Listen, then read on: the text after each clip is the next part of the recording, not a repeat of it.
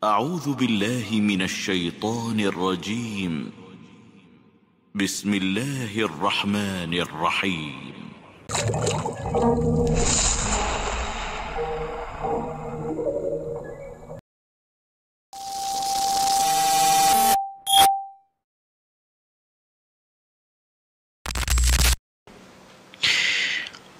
Bismillahirrahmanirrahim.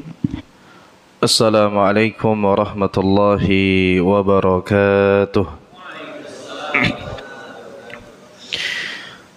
Innal hamdalillah nahmaduhu wa nasta'inuhu wa nastaghfiruh wa natubu ilayhi wa na'udzu billahi min shururi anfusina wa min sayyiati a'malina. من يهده الله فلا مضل له ومن يضلل فلا هادي له وأشهد أن لا إله إلا الله وحده لا شريك له وأشهد أن محمدا عبده ورسوله لا نبي ولا رسول بعده. اللهم إنا نسألك علما نافعا ورزقا طيبا وعملا متقبلا. ربنا زدنا علما وارزقنا فهما. آمين ya rabbal alamin. Jemaah yang dimuliakan Allah Subhanahu wa taala, alhamdulillah kita bersyukur kepada Allah atas segala limpahan nikmat yang Allah berikan kepada kita. Nikmat yang begitu banyak, nikmat yang begitu besar, sehingga dengannya kita bisa merealisasikan ibadah kepada Allah Subhanahu wa taala dengan tata cara yang sempurna, dengan wujuh atau sisi yang paling sempurna, dan ini merupakan nikmat yang sangat besar yang menjadikan kita bisa ibadah, yang menjadikan kita bisa taat kepada Allah, yang menjadikan kita bisa menjalankan perintah Allah dan juga menjauhi larangannya. Itu adalah taufik dari Allah Subhanahu wa taala. Laulallah, kalau bukan karena Allah, maka kita tidak bisa menjalankan itu semua. Maka jemaah sekalian yang dimuliakan Allah Subhanahu wa taala, tatkala Allah mudahkan kita untuk ibadah, ini nikmat yang sangat besar. Kita semua paham Allah Subhanahu wa taala menciptakan kita adalah untuk ibadah. Allah Subhanahu wa taala berfirman dalam surat Al-Zariyat, "Wa ma khalaqatul jinna wal insa illa liya'budun." Dan tidaklah aku ciptakan jin dan manusia kecuali untuk mentauhidkanku, kecuali untuk beribadah hanya kepadaku. Akan tetapi di lapangan tidak semua orang Allah berikan kemudahan untuk ibadah. Kita bisa melihat masjid-masjid dibandingkan tempat-tempat hiburan, maka terjadi perselisihan jumlah yang sangat jauh. Kita bisa melihat di sekeliling kita yang mayoritas muslim, tetapi yang mengisi masjid mungkin membeludak dan kelihatan semuanya di hari-hari besar, Idul Fitri dan Idul Adha. Tapi selain itu kemana mereka? Kita semua tidak tahu kemana mereka. Tapi intinya mereka menjauh dari ibadah kepada Allah Subhanahu wa taala. Maka tidak ada nikmat yang paling besar kecuali nikmat hidayah. Tidak ada nikmat yang paling besar kecuali tatkala Allah berikan kita kemudahan untuk ibadah. Jangan sampai kita sombong, jangan sampai kita ujub. Oh, saya ini kalau sholat ini, insya Allah kalau saya ini sop pertama aja tidak pernah lewat saya dan seterusnya. Jangan sampai hadir kesombongan di dalam hati. Jangan kita tertipu dengan diri kita. Jangan ujub. Yang menjadikan kita bisa itu semua adalah Allah. Allah sering mengatakan di dalam Al-Quran menjelaskan hakikat kita manusia. Allah Subhanahu wa taala mengatakan wa khuliqal insan dha'ifa. Allah menciptakan manusia dalam keadaan yang lemah. Dan kita semua mengakui jemaah sekalian Dalam sehari dipanggil kita 5 kali, diserukan kepada kita hayya 'alas shalah, mari dirikan salat. Padahal rumah kita mungkin hanya beberapa langkah dengan masjid. Padahal mungkin cukup dengan jalan kaki untuk sampai ke masjid. Tetapi kita semua mengakui, dan yang inilah yang diajarkan oleh Nabi SAW, kita mengucapkan la haula wala quwwata illa billah. Tidak ada kekuatan, tidak ada daya, tidak ada upaya, melainkan itu dari Allah. Bukan fisik semata. Apalagi yang saya lihat di sini, yang tua mendominasi. Mana yang muda? Kalau dilihat dari kekuatan fisik, mana yang kuat? Yang muda. Makanya kita bisa melihat generasi muda mereka kuat, berjalan jauh. Apalagi di daerah Jawa, kita semasa mondok dulu, di antara hobi anak muda di daerah Jawa sana, mereka suka naik gunung yang butuh ribuan meter untuk sampai ke puncak. Tetapi kebanyakan di antara mereka melewatkan masjid yang hanya beberapa meter dari rumah mereka. Betapa banyak binaragawan, atlet-atlet yang kalau kita melihat mereka mengangkat beban-beban yang sangat berat, yang kalau dilihat dari badannya kuat, tapi ternyata kosong saf pertama dari diri mereka. Maka kita jangan sombong. Kita ini bisa begini adalah taufik dari Allah Subhanahu wa taala. Maka kita bersyukur dan terus berdoa agar Allah berikan kita apa? Keistiqomahan. Karena yang menjadi PR berat jemaah sekalian, yang dilihat itu adalah penutupnya. Kalau sekiranya yang dilihat adalah pertengahan, yang dilihat adalah permulaan, mudah. Tapi yang menjadi PR besar adalah yang dilihat itu adalah akhirnya. Nabi SAW bersabda, innamal a'mal bil khawatim. Sesungguhnya amal ibadah itu dilihat dari penutupnya. Maka dari situlah muncullah keinginan dari kaum muslimin ingin mendapatkan husnul khatimah. Tetapi dari banyak yang menginginkannya, sedikit yang berusaha melangkah kepada jalan-jalan husnul khatimah. Maka kita mohon kepada Allah diberikan keistiqomahan, diberikan keteguhan. Ya, saya sendiri malu kalau melihat masjid yang saya datangi, ternyata di sana ada orang tua yang sepuh, masya Allah. Kenapa? Kita nggak tahu apakah nanti saya sampai di umur seperti itu, apakah di umur seperti itu saya bisa sama seperti dia, minder. Saya punya tempat kajian, salah satu tempat kajian saya sudah mengisi kurang lebih jalan 4 tahun. Di sana ada yang kelahiran 1947. Masya Allah. Jadi kalau ketemu dia hadir kajian. Tapi tatkala selesai kajian, saya selalu ngobrol, atau mungkin selesai Jumatan saya ngobrol, dia selalu mengatakan, Ustadz nggak kedengaran, tapi inginnya duduk itu, masya Allah. Kita nggak tahu apa yang nangkap, berapa persen yang masuk, tapi keinginnya ibadah luar biasa. Dan dia berada di antara soft pertama, insya Allah ya. Semoga Allah berikan keistiqomahan kepada dia dan juga kepada kita semua. Itu yang penting, husnul khatimah. Kemudian jemaah sekalian yang dimuliakan Allah Subhanahu wa taala, di sini masya Allah saya melihat, saya sering dikirimin oleh Ustadz ya yang berada di sini tentang kegiatan-kegiatan di masjid ini, rekaman-rekaman kajiannya. Masya Allah, tempat ini adalah tempat yang diberkahi. Ini adalah rumah Allah, plus di sini banyak taman-taman surga. Berkegiatan seperti ini, duduk-duduk seperti ini ibadah. Duduk-duduk seperti ini ibadah, Pak. Sebagaimana Bapak sholat, sebagaimana Bapak berzikir ba'da sholat, duduk-duduknya sekarang bapak-bapak di sini dan ibu-ibu yang di belakang ini ibadah. Kenapa bisa menjadi ibadah? Karena Nabi SAW bersabda, Talabul ilmi faridatun ala kulli muslim. Menuntut ilmu itu adalah kewajiban bagi setiap muslim dan muslimah. Maka tatkala seorang berupaya untuk menuntut ilmu, dia sedang beribadah kepada Allah.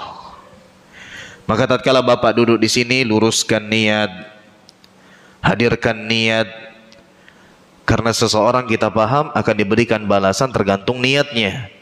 Innamal a'mal binniyat wa innamal likulli imri'in ma nawa. Seseorang mendapatkan sesuai dengan kadar niatnya. Amalan tergantung dengan niatnya, dia dapatkan sesuai dengan kadar niatnya. Maka luruskan niat.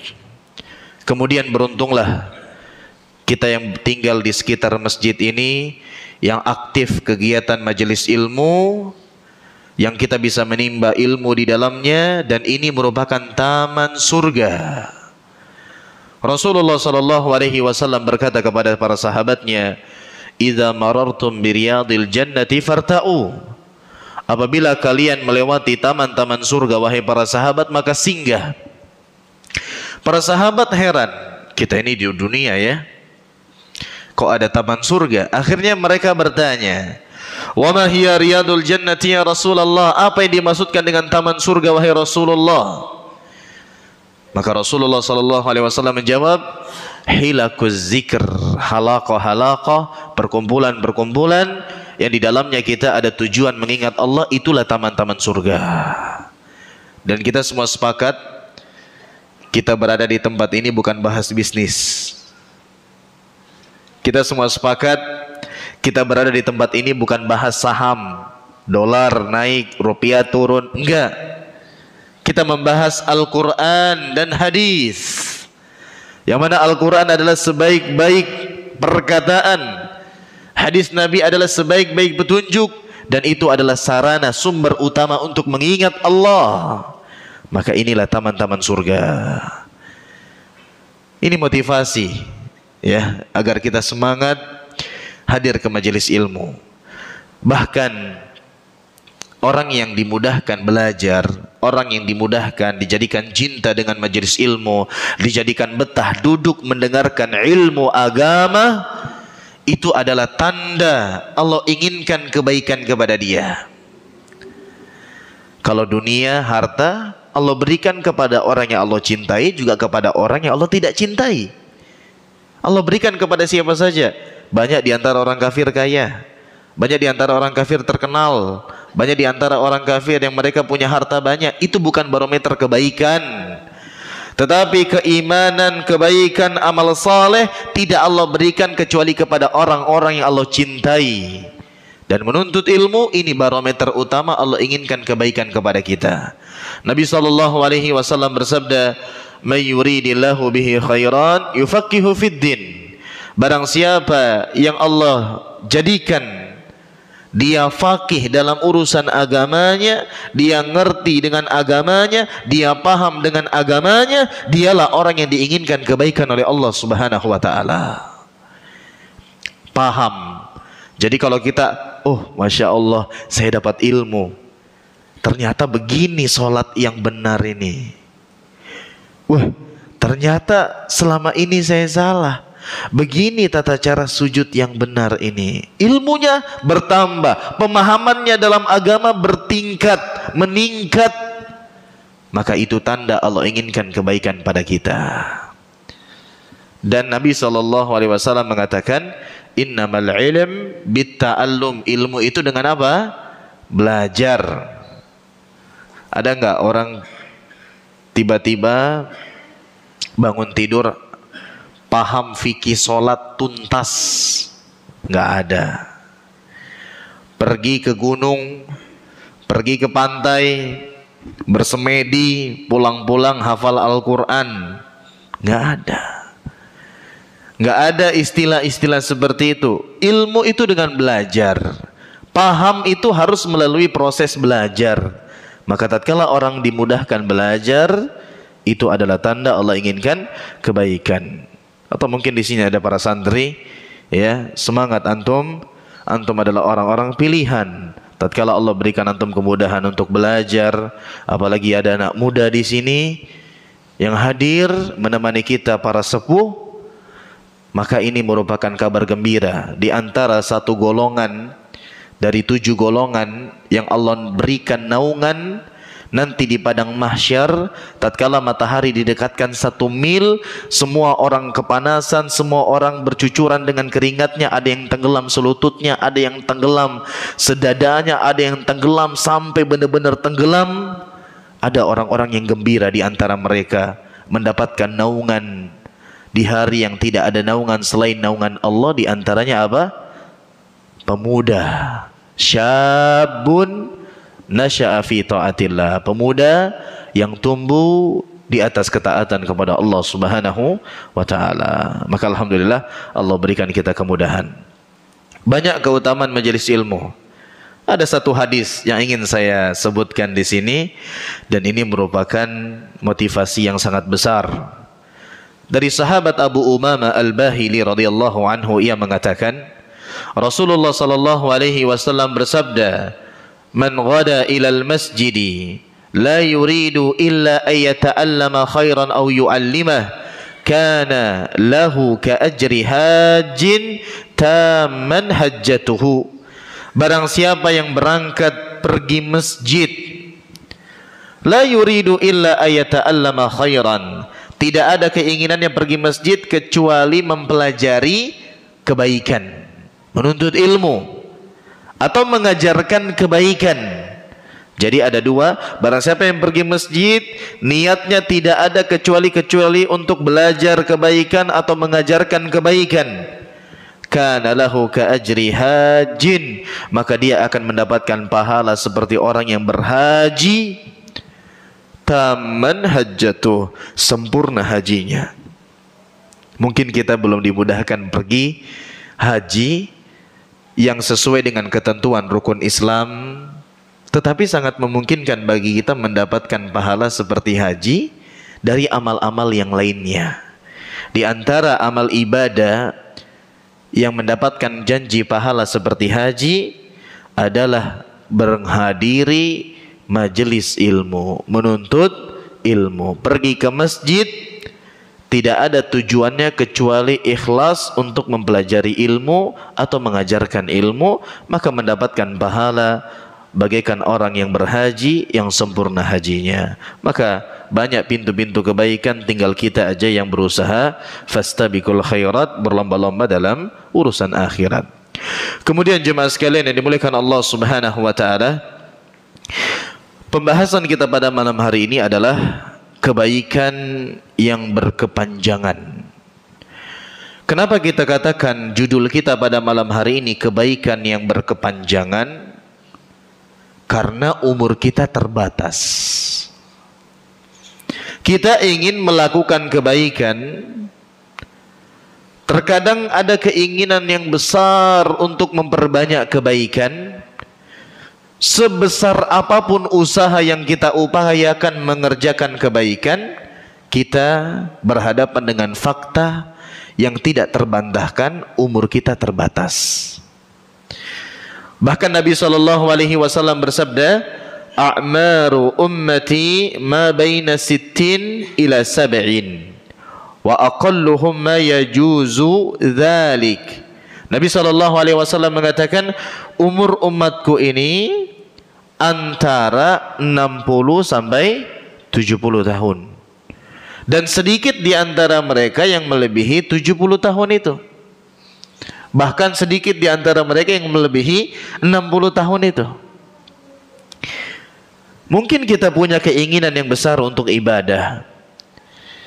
Kita punya keinginan besar untuk melakukan kebaikan-kebaikan, tetapi kita tidak bisa menolak umur kita terbatas.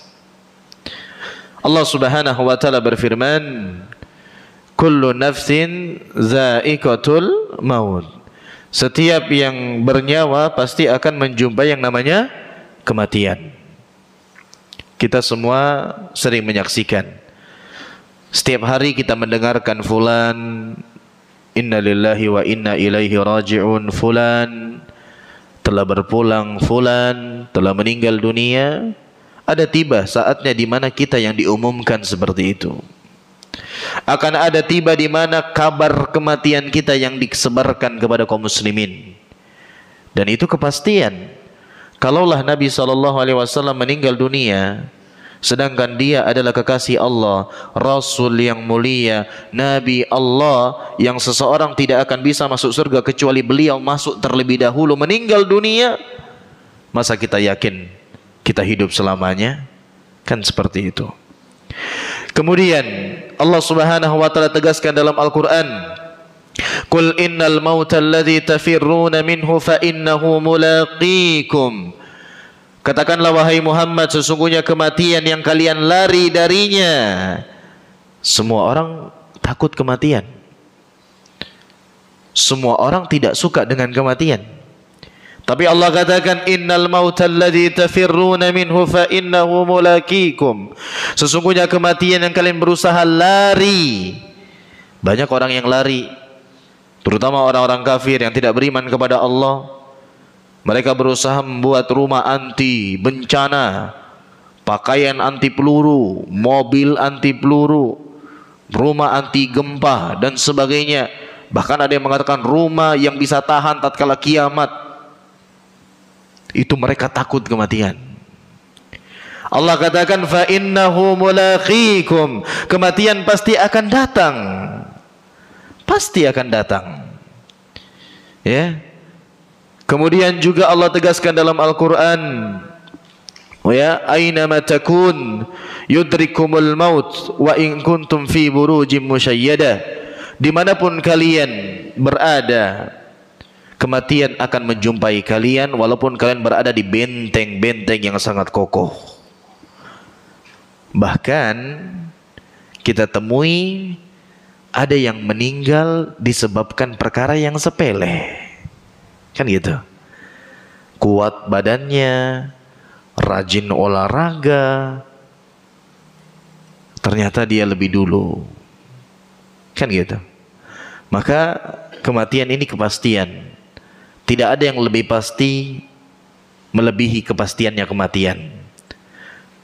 Pasti kita semua menjumpai yang namanya kematian, tetapi kapannya itu tidak ada yang tahu. Itu yang menjadi problem. Tetapi kita harus yakin kita semua akan meninggal dunia. Berarti umur kita terbatas. Kita dibatasi oleh waktu. Semakin bertambah umur kita, bukan semakin lama akan kita tinggal di dunia ini, tetapi semakin sebentar. Kita ingin melakukan kebaikan.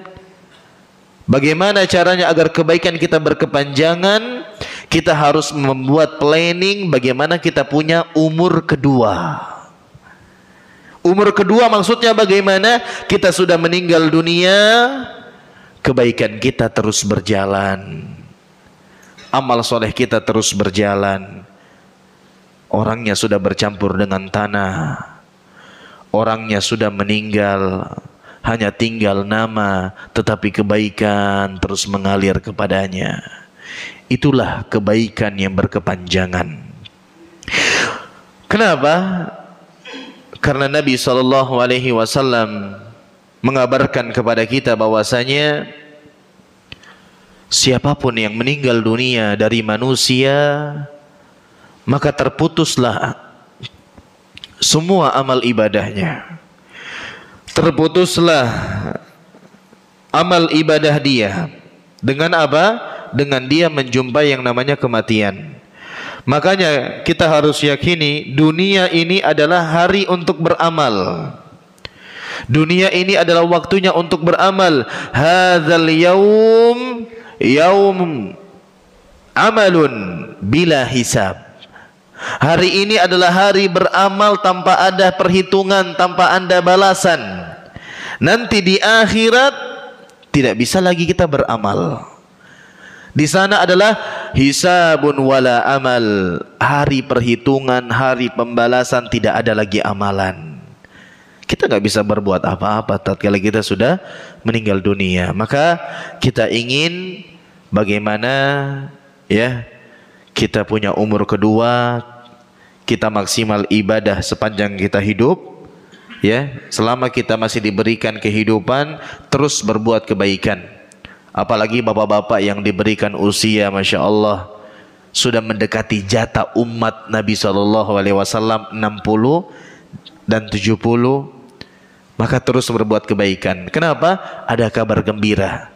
Nabi SAW suatu hari ditanya, "Ya Rasulullah, ayyun nas khair?" Wahai Rasulullah, siapa manusia yang terbaik? Para sahabat semangat, dia ingin tahu siapa sih manusia yang terbaik ini, agar aku bisa seperti apa yang dikatakan oleh Rasulullah, seperti aku bisa menjadi orang yang terbaik. Maka para sahabat semangat dasarnya, mereka bertanya, siapa manusia terbaik? Maka kata Nabi SAW, "Man tala umruhu wa hasuna amaluhu." Yang panjang umurnya dan semakin baik amal ibadahnya, itu orang yang terbaik. Terus ditanya, ayyun nasi syarrun? Siapa orang yang terburuk wahai Rasulullah? Orang yang paling buruk itu siapa? Maka kata Nabi SAW, man tala umruhu wa sa'ah amaluhu. Orang yang panjang umurnya tetapi semakin buruk amalannya. Maka kita berusaha, kalau kita diberikan umur, terus kita berusaha maksimal, karena sebaik-baik manusia yang panjang umurnya dan semakin baik ibadahnya. Tetapi ingat sekali lagi, sebesar apapun kita ibadah, umur kita terbatas. Kita berusaha bagaimana dengan kita meninggal dunia nanti, kebaikan kita tidak berhenti dan tidak terputus. Berkaitan dengan pembahasan kita pada malam hari ini, jemaah sekalian, didasari dengan firman Allah Subhanahu wa taala dalam surat Yasin ayat 12. Pembahasan kita pada malam hari ini didasari dengan firman Allah Azza wa Jalla dalam surat Yasin ayat 12. Allah Subhanahu wa taala berfirman, "Inna nahnu nuhyil mauta wa naktubu ma qaddamu wa atharahum wa kulla syai'in ahsaynahu fi imamin mubin." Allah Subhanahu wa taala berfirman dalam surat Yasin ayat 12, sesungguhnya kami, kata Allah, menghidupkan orang-orang yang telah meninggal dunia, orang-orang yang telah mati, dan kami menuliskan apa yang telah mereka kerjakan dan bekas-bekas yang mereka tinggalkan, dan semua itu kami kumpulkan di dalam sebuah kitab induk yang nyata, fi imamin mubin, di sebuah kitab induk yang nyata, yaitu Lauhul Mahfuz. Allah Subhanahu wa taala mengatakan dalam ayat ini yang pertama, inna nahnu nuhyil mauta, sesungguhnya kami, kata Allah, yang menghidupkan orang-orang yang telah mati. Di sini memberikan faidah, kehidupan kita sekarang akan berkesudahan dengan yang namanya kematian, dan setelah kita melewati pintu kematian, kita akan bertemu dengan hari di mana Allah membangkitkan kita untuk memberikan apa yang telah kita kerjakan selama kita hidup di dunia ini. Maka kita harus yakin, dan di antara keyakinan kita kepada iman, yaitu iman kepada hari akhir. Di antara iman kepada hari akhir, kita harus mengimani adanya hari kebangkitan.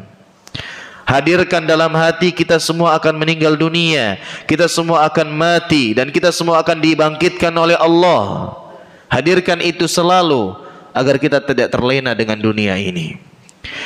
Kemudian berkaitan dengan menghidupkan dan mematikan, itu adalah di antara kekhususan Allah.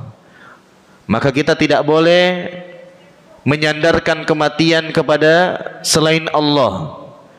Kemudian tidak ada yang bisa membangkitkan manusia nanti di hari akhirat kecuali hanya Allah. Maka Allah katakan di sini dengan dua kalimat penguat. Yang pertama, inna, sesungguhnya kami, yaitu Allah. Nahnu, Allah pakai lagi dengan kalimat nahnu, menunjukkan benar-benar hanya kamilah, hanya akulah, kata Allah, yang membangkitkan manusia yang telah meninggal. Setelah dibangkitkan apa? untuk diberikan balasan atas apa yang telah mereka kerjakan.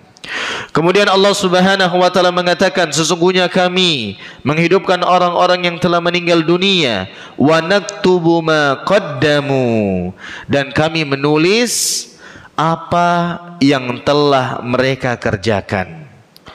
Semua kita ini ada yang nulis. Tidak ada manusia kecuali di sisinya ada malaikat yang siap mencatat. Apa yang Anda kerjakan dicatat oleh malaikat yang Allah tugaskan. Dan malaikat tidak pernah bermaksiat. Nggak ada ceritanya, oh malaikat lupa ini catat, bapak ini maksiat, lupa malaikat. Nggak ada. Malaikat itu makhluk yang paling taat. La ya'sunallah, tidak pernah bermaksiat terhadap perintah Allah. Maka malaikat catatannya sangat detail. Maka kehadiran di hati kita, dimanapun kita berada, ada malaikat yang siap mencatat. Mencatat apa? Apa yang kita kerjakan, kebaikan atau keburukan, malaikat catat. Bahkan tidak ada ucapan yang terlontar kecuali di sana ada raqib dan atid yang siap mencatat. Kemudian di lanjutan ayatnya Allah Subhanahu wa taala mengatakan, wa naktubu ma qaddamu wa atharahum. Allah bukan hanya catat apa yang kalian kerjakan, tetapi Allah juga catat bekas-bekas, sisa-sisa jejak-jejak kalian. Wa kulla syai'in ahsainahu fi imamin mubin.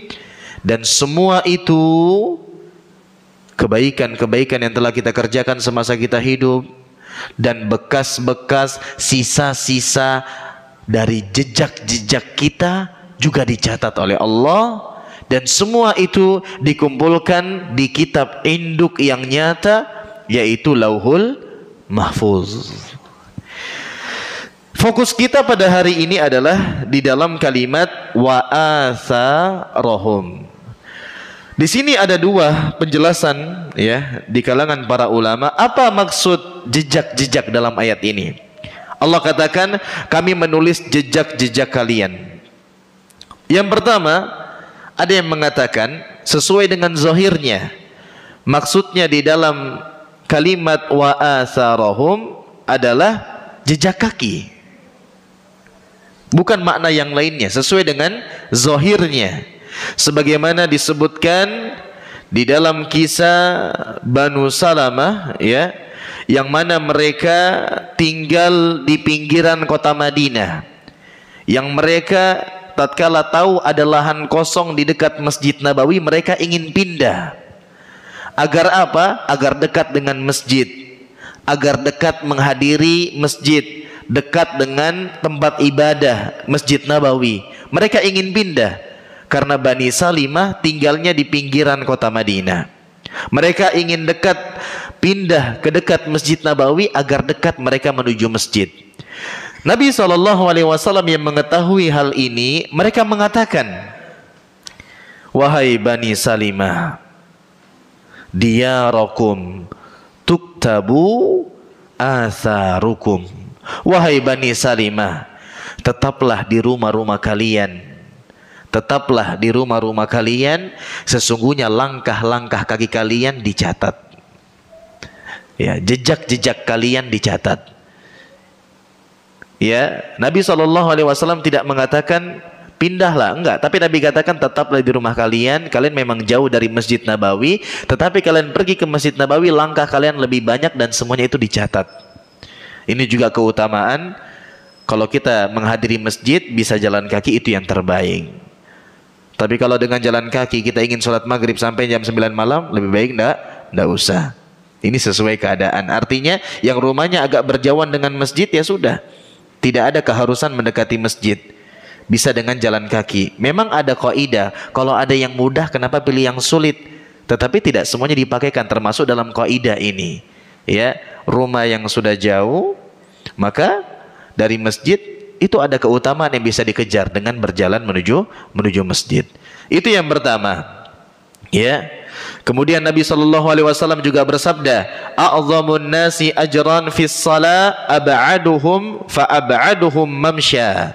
Orang yang paling besar pahalanya di dalam menghadiri salat adalah yang paling jauh rumahnya. Kenapa? Karena paling besar ganjaran pahala langkah kakinya. Seperti itu. Tapi yang rumahnya dekat bukan berarti pindah jauh-jauh, enggak. Yang sudah seperti itu maka manfaatkan sesuai dengan yang kita miliki. Bahkan karena disebabkan ini, sebagian para sahabat mereka dalam menghadiri tempat ibadah, menghadiri masjid, mereka perkecil langkahnya. Yang bisa karena dekat jaraknya, sebentar sampainya, mereka kecilkan. Kenapa? Karena langkah kaki dicatat oleh Allah. Itu makna yang pertama. Jadi asarohum, Allah menulis apa yang kita kerjakan dan jejak-jejaknya, artinya apa? Langkah kaki. Adapun makna yang kedua, dan inilah fokus kita jemaah sekalian, makna yang kedua adalah dampak dari perbuatan, jejak dari perbuatan, sisa-sisa dari perbuatan dia hidup yang terus berdampak di kehidupan manusia. Atau sebaliknya, dampak-dampak keburukan yang dia lakukan semasa hidup tapi terus berdampak walaupun dia sudah meninggal dunia. Itu maksud daripada asarohum. Jadi begini, ada orang yang hidup, dia melakukan kebaikan. Kebaikannya itu terus berlanjut, terus dimanfaatkan, terus dipakai oleh kaum muslimin. Dia sudah meninggal dunia, kebaikannya terus dimanfaatkan. Itulah jejak-jejak, sisa-sisa yang kita terus dicatat oleh Allah walaupun kita sudah meninggal dunia. Maka pentingnya berusaha menjadi contoh dalam kebaikan. Man dalla ala khair kafailihi, barang siapa yang menunjuki kepada kebaikan, kata Nabi, dia seperti orang yang mengerjakannya. Iya, antum tunjuki orang kepada sholat, antum ajari dia sholat yang sesuai dengan sunnah Nabi. Antum meninggal dia masih sholat, terus melaksanakan sholat, selama itu ngalir kepada antum. Itu maksudnya asarohum. Atau kebalikannya, hati-hati jangan sampai kita bermudah-mudahan mengajarkan keburukan. Ngajari orang copet, ngajari orang tentang ilmu yang tidak benar, mengajari perbuatan yang tidak ada tuntunannya. Kita meninggal dunia, terputus, sudah harusnya tidak ada lagi catatan, tidak ada lagi apa-apa, tapi gara-gara kita meninggalkan jejak, meninggalkan dampak yang buruk, terus mengalir kepada kita. Disebabkan apa? Kita meninggalkan jejak-jejak yang buruk. Maka jemaah sekalian, sebenarnya banyak amal-amal ibadah yang bisa terus berkepanjangan, tapi kita cukupkan satu hadis dari Nabi SAW yang bersumber dari sahabat Abu Hurairah radhiyallahu anhu. Ia mengatakan, Rasulullah SAW bersabda, "Idza matal insan inqata 'amaluhu illa min thalathah, illa min shadaqatin jariyah aw ilmin yuntafa'u bi aw waladin salihin yad'u lah." Apabila manusia meninggal dunia, maka terputuslah semua amal ibadahnya. Ini hakikatnya. Orang kalau meninggal dunia maka selesai sudah, terputus sudah amalannya. Illa min salasa. Tapi Nabi SAW mengatakan di sini ada 3 jenis amalan yang apabila dikerjakan oleh seseorang, walaupun dia sudah meninggal tapi tidak terputus. Yang pertama, sadaqatin jariyah, sedekah jariyah. Maka ini maksimalkan kalau kita bisa. Yang kedua, awaladin aw ilmin yuntafa'u bih, ilmu yang terus dimanfaatkan. Yang ketiga, waladin salihin yad'ulah, anak yang soleh yang terus mendoakannya. 3 perkara ini Nabi katakan tidak terputus kebaikannya.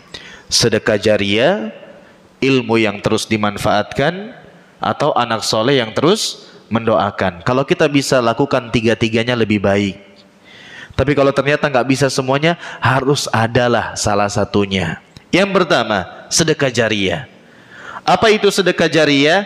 Sedekah yang kegunaannya terus dimanfaatkan oleh manusia. Bangun jalan, bangun masjid. Nggak mesti semuanya satu bangunan masjid. Ada uang antum untuk jadinya masjid ini misalnya. Nggak mesti semuanya. Masing-masing mengeluarkan apa yang dia mampu. Kemudian apalagi contohnya? Ada sebuah tempat yang ternyata tempat ibadah tersebut nggak ada airnya. Antum wakaf sumur. Terus diambil air dari sumur tersebut, berwudu orang-orang untuk sholat. Antum meninggal dunia, antum sudah bercampur dengan tanah, kebaikan antum dapatkan berapa orang yang sholat itu. Sedekah jariyah. Masjid antum bangun, ya. Sekolah-sekolah antum bangun.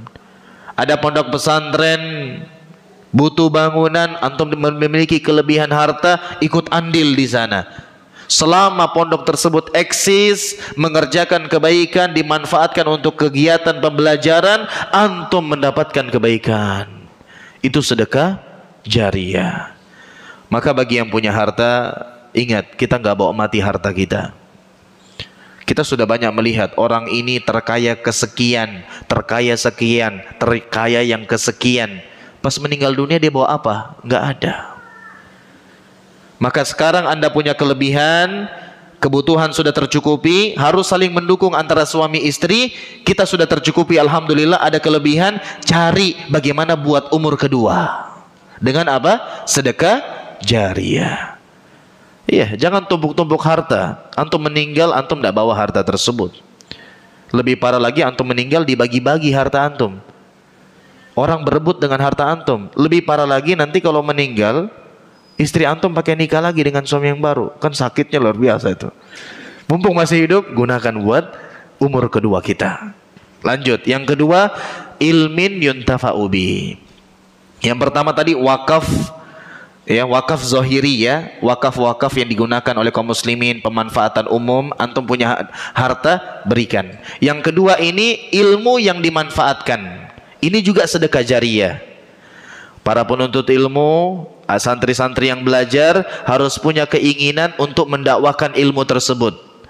Bahkan disebutkan oleh para ulama, kalau Anda tidak ada niat untuk mendakwakan, Anda tidak ikhlas. Bagaimana seorang niat ikhlas dalam belajar? Mengangkat kebodohan pada dirinya, mengangkat kebodohan pada diri orang lain. Mengangkat kebodohan pada diri orang lain itu apa? Berdakwah. Maka Anda tidak dikatakan ikhlas sampai Anda punya niat, wahai penuntut ilmu, untuk mendakwakan. Balighu anni walau ayah. Tidak mesti kita jadi ulama besar, punya ilmu sedikit sampaikan. Orang amalkan, itu pahala yang terus mengalir. Bapak-bapak yang ada di sini punya anak, lihat anak kita itu kalau bisa dia pintar Al-Fatihah itu dari kita.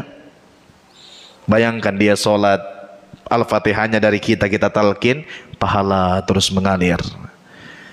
Terus kalau ternyata kita sudah tua, gak mungkin lagi belajar untuk jadi seorang da'i, Anda bisa di balik layar cari anak-anak yang pintar, biayain sekolahnya, biayain proses belajarnya, kemudian hari dia jadi da'i, antum anak tersebut berdakwah, pahala terus mengalir kepada antum.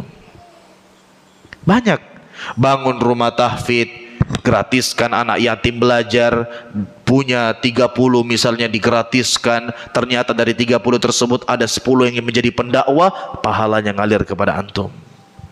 Atau mungkin ada dai yang dakwah di pedalaman, antum biayai, fasilitasi, antum ngalir pahalanya kepada antum walaupun antum sudah meninggal dunia.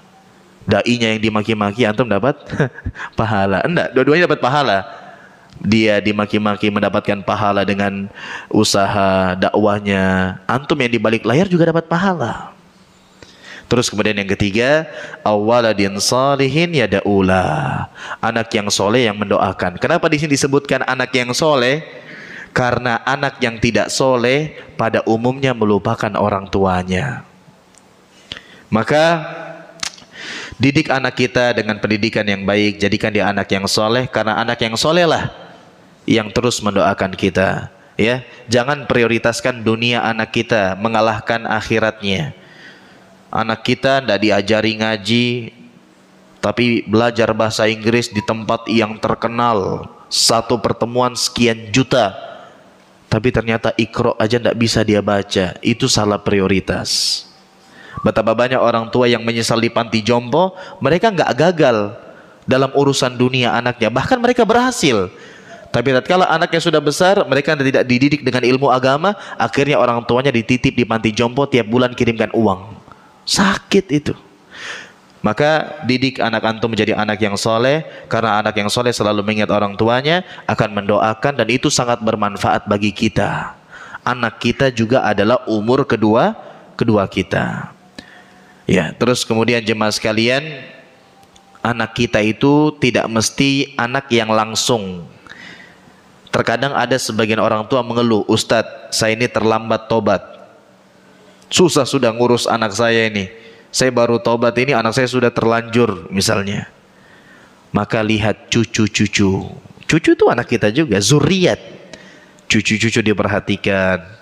Maka kalau main kepada anak menantu, ingatkan, perhatikan cucu ini juga anak kakek ini. Misalnya begitu.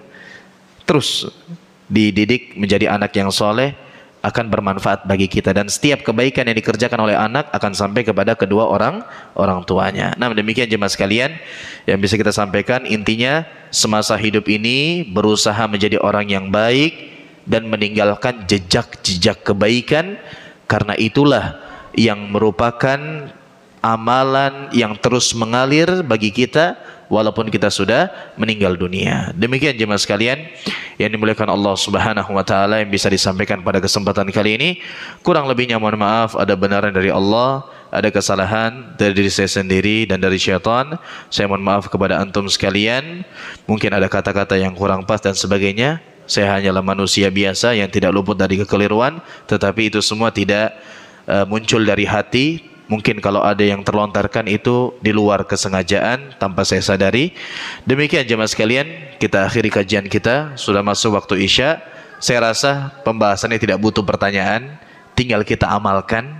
Ya, kalaupun ada pertanyaan nanti selesai sholat ngomong secara pribadi, tidak ada masalah. Demikian kita akhiri dengan doa kafaratul majlis. Subhanakallahumma bihamdik, asyhadu an la ilaha illa anta, astaghfiruka wa atubu ilaik. Wa akhiru da'wana alhamdulillahi rabbil alamin. Kita saling mendoakan supaya bisa istiqamah, terus menuntut ilmu. Semoga Allah mudahkan kita bukan hanya berkumpul di majelis ilmu, tapi juga berkumpul di surga Allah Subhanahu wa taala. Amin ya rabbal alamin. Demikian akhirul kalam. Assalamualaikum warahmatullahi wabarakatuh.